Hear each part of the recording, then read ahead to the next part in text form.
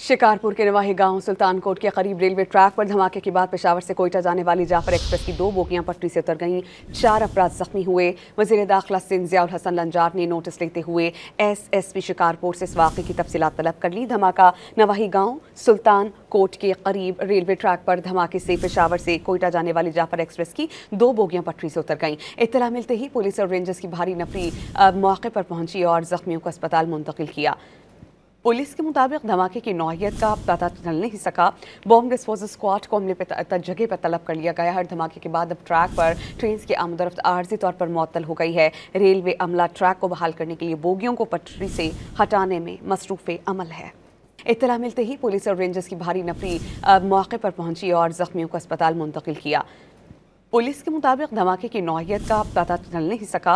Bomb disposal squad को हमले पर जगह पर तलब कर लिया गया है। धमाके के बाद अब ट्रैक पर ट्रेन की आमदरफ्त आर्जी तौर पर मुअत्तल हो गई है। रेलवे अमला ट्रैक को बहाल करने के लिए बोगियों को पटरी से हटाने में मसरूफ़ अमल है।